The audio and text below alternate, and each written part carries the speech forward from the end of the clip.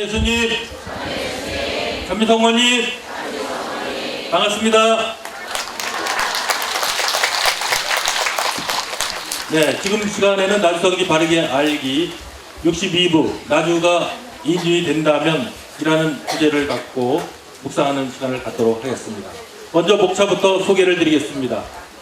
온 세상이 구원받는 길에 대해서 말씀하고 계십니다. 어떻게 해야 온 세상이 구원을 받을 수 있는지 묵상하고, 또한 나주가 인준이 된다면 어떠한 은총과 어떠한 상황이 저희들에게 주어지는지에 대해서 말씀하셨습니다. 또한 이제는 어서 서둘러서 전해야 된다는 말씀을 자주 하시는데, 그 서둘러서 전해야 되는 것이 무엇인지 또 묵상을 하겠습니다. 또한 천국으로 데려오기 위하여 하나님께서는 율리아님에게 많은 영혼들을 맡기셨습니다. 그 맡긴 영혼이 어떠한 영혼들이고 어떠한 상태가 되어 있는지를 보시겠습니다. 또한 사상누각, 즉 모래 위에 집을 짓는 것 같은 그러한 말씀을 고사성어를 통해서 저희들에게 일깨워 주십니다. 사상누각이 되지 말라는 말씀하시죠. 또한 계속적으로 말씀하시는 것이 주춤하며 머뭇거릴 시간이 없다라고 저희들에게 시간의 중요성, 시간의 촉박성 말씀하고 계십니다. 또한 값진 구원의 말씀이 어떠한 것인지 복음서와 사랑의 메시지를 통해서 하시는 말씀을 묵상하는 시간을 갖도록 하겠습니다. 자, 온 세상이 구원받을 수 있다. 2006년 10월 15일 성모님께서 말씀하셨습니다. 그것은 바로 내 사랑의 메시지가 실천되도록 하루빨리 나주가 인준이 되어야만이 온 세상이 구원받을 수 있다고 했습니다. 이 세상은 분명히 구원이 됩니다. 즉 나주가 분명히 인준이 됩니다.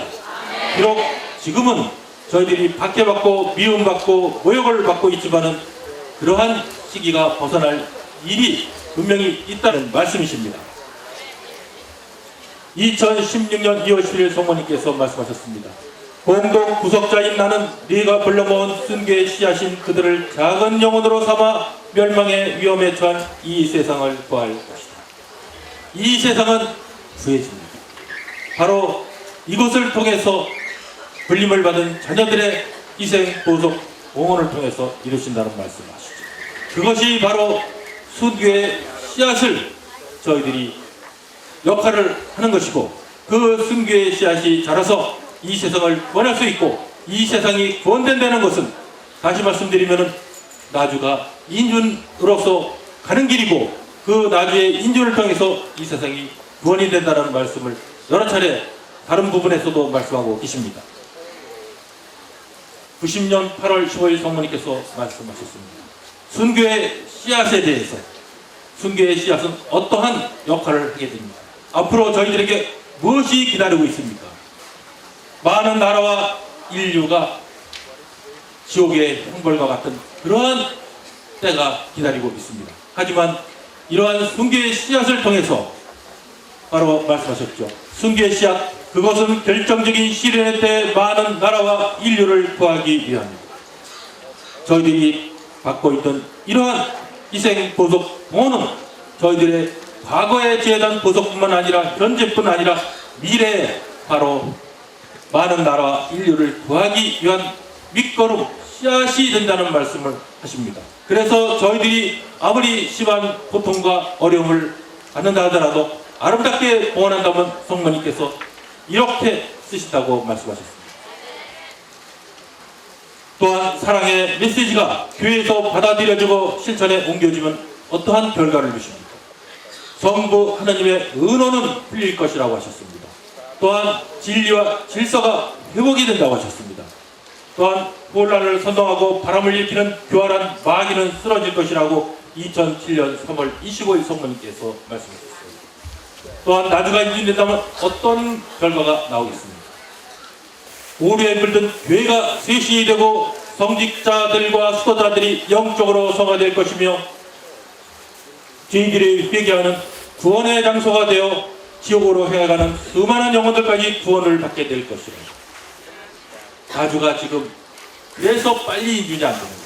마귀 사탄도 이것을 알기 때문에 수많은 영혼을 지옥으로 끌고 가기 위한 갖은 모략과 갖은 전술을 다 쓰는 마귀 사탄이 이걸 알기 때문에 인준이 안 되도록 그렇게 지금 공작을 하고 있죠. 그래서 이러한 나주가 인준된다면 수많은 영혼들까지 구원받게 된다는 이 말씀은 2006년 10월 19일 예수님, 2007년 12월 30 성모님께서 하셨습니다. 또한 나주가 인준된다면 어떠한 결과를 주십니까? 주님이 친히 기름 부어 세운 대리자들이 회개할 것이고 그들을 따르는 양떼들도 회개하게 될 것이니 주님께서 사탄이 파괴한 것을 다시 건설하여 상처 입힌 것들까지도 치유해 주실 것이다. 2006년 10월 15일 성모님께서 말씀하셨죠. 사탄이 파괴한 것을 다시 건설하시다. 좀 더 구체적으로 말씀드리겠습니다. 바로 사탄이 파괴한 것을 다시 건설하는 것은 다른 의미에서는 성모 성심에 승리하고 연결이 됩니다. 98년 1월 4일 성모님 말씀에 사탄이 파괴한 것을 새롭게 건설하여 나의 성심이 반드시 승리함을 너희가 보게 될 것이다. 성모 성심의 승리를 저희 눈에 보이게 해주신다는 말씀을 하고 계십니다. 자, 사탄이 파괴하는 거 바로 영혼들 안에 있는 생명을 파괴한다고 89년 1월 20일 성모님께서 말씀하셨습니다. 또 인간의 존엄성을 파괴를 하죠. 좀 더 구체적으로 말씀드리면 낙태로 인하여 인간의 존엄성을 파괴하는 말씀은 90년 11월 11일 성모님께서 말씀하셨고 또한 양심까지도 부패시키는 부도덕으로 인간의 존엄성을 파괴한다고 91년 3월 25일 성모님께서 말씀하셨습니다. 그래서 사탄이 파괴한 것을 새롭게 건설할 날이 멀지 않았다고 하십니다. 이 말씀은 2010년 3월 26일 예수님께서 말씀하셨습니다. 저희들에게 주신 희망적인 말씀, 머지않아 사탄이 파괴한 것을 새롭게 건설하고 성모 성심의 승리가 머지않았음을 저희들에게 알려주시면서 저희들이 그와 같은 그러한 상황에서 오로지 주님 성모님을 따르면서 그 과정을 보시고 거기에 참여하시기를 바라고 계십니다. 또한 나주가 인준이 된다면 나주가 인준이 되어 세상 모든 성직자들과 자녀들이 내 자은 영혼에게 준 사랑의 메시지를 받아들여 실행만 한다면 하나님의 진노의 잔이 멈출 거라고 했습니다. 또한 어떻습니까? 새로운 여명이 동트게 되어 주님의 나라가 오게 될 것이라는 말씀 2011년 3월 10일 성모님께서 말씀하셨습니다. 사랑의 메시지 실천이 바로 무엇입니까? 주님의 나라가 이 세상에 오게끔 하는 그 역할을 하시는 말씀을 이곳을 통해서 말씀하고 계십니다. 지금 이 세상은 어떻습니까? 부패될 대로 부패되어 하느님 어제 어미까지 촉구한 이 세상은 발랄 타오르는 유황불의 재앙을 면할 수 없겠습니다. 너와 같이 고시멸성하는 작은 영혼을 따라 함께 기도하는 영혼들의 기도 소리가 하늘 높이 치솟아 올랐기에 하느님 아버지께서 은혜의 잔을 늦추시는 것이다. 2011년 4월 20일 예수님께서 말씀하셨습니다.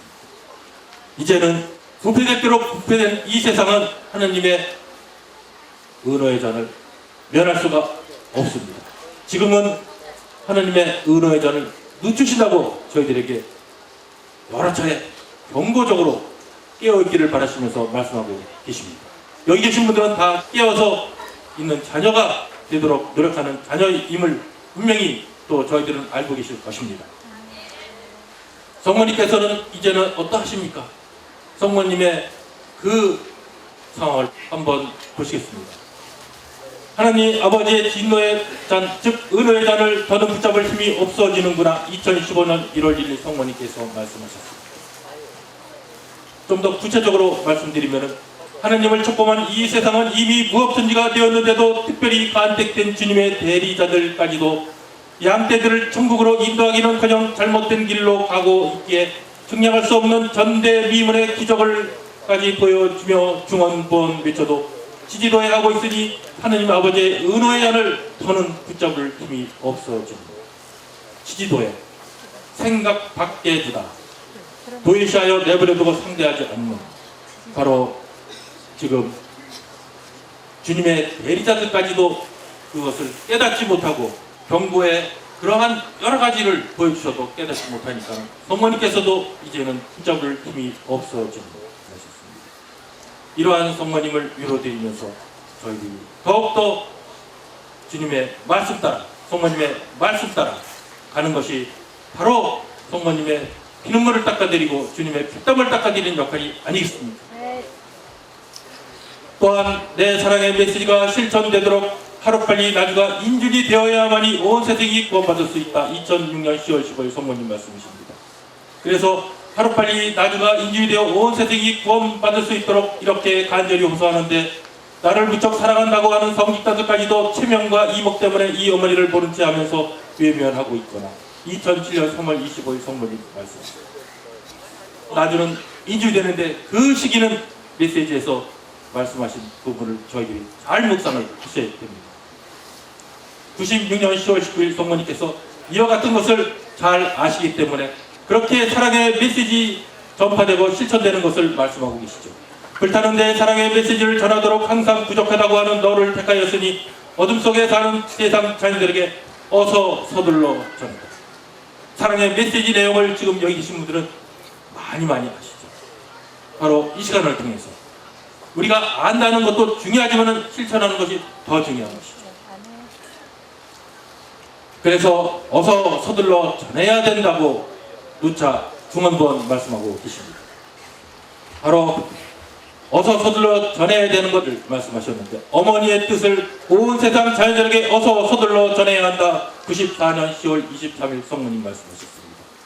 또한 사랑의 메시지를 어둠 속에 사는 세상 자녀들에게 어서 서둘러 전해다오. 96년 10월 19일 성모님께서 말씀하셨습니다. 또한 구원을 위한 마지막 무기 5대 영성을 모든 이에게 어서 서둘러 전해야 한다. 2017년 9월 29일 예수님 말씀이십니다.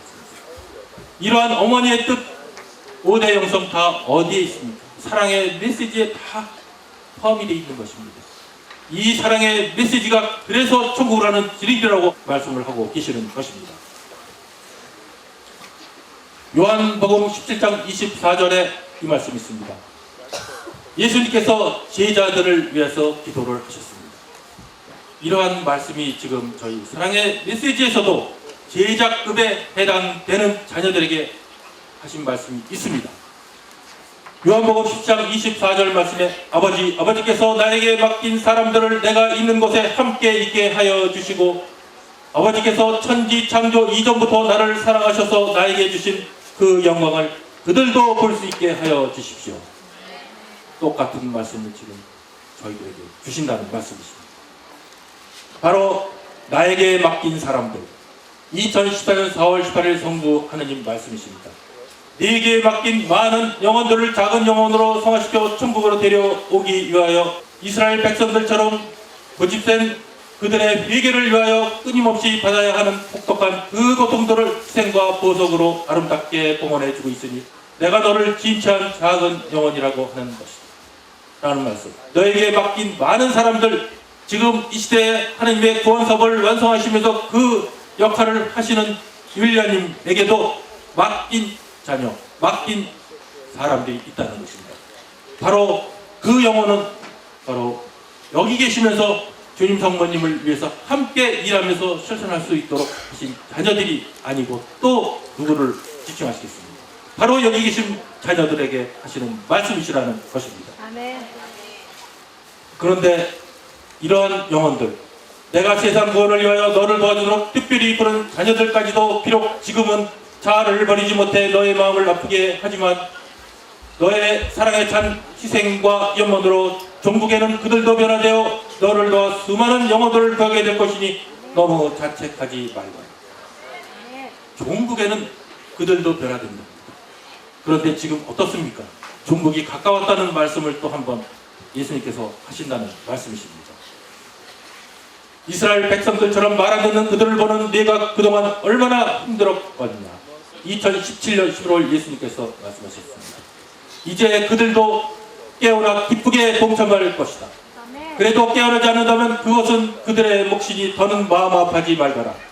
너는 숨만 쉬고 있다 하더라도 수많은 영혼을 보는데 큰 역할을 하고 있다고 성부 아버지께서도 말씀하시지 않았습니다. 이제 저희들이 그래도 깨어나지 못하는 자녀가 있다면 이 말씀을 듣고 깨어나셔야 합니다. 그들의 몫이 과연 무엇이겠습니까? 마리아의 범방주에 태워서 천국으로 가야 되는 그 길에 그곳에 타지 못하게 된다는 말씀이 아니고 무엇이겠습니까? 모두 다 여기 계신 분들은 마리아의 범방주 타고 직천국 가서 천국에 마련되어 있는 영원한 천상잔치에 참여하기를 바라고 계십니다. 마태복음 7장 26절부터 27절까지의 사상 유각에 대한 복음 말씀이 있습니다. 지금 내가 한 말을 듣고도 실행하지 않는 사람은 모래 위에 집을 짓는 어리석은 사람과 같다. 비가 내려 큰 물이 밀려오고 또 바람이 불어 덮치면 그 집은 여지없이 무너지고 말 것이다. 2016년 2월 17일 성모님께서 이와 같은 복음 말씀을 저희들에게 또 깨어있으라고 말씀하셨습니다.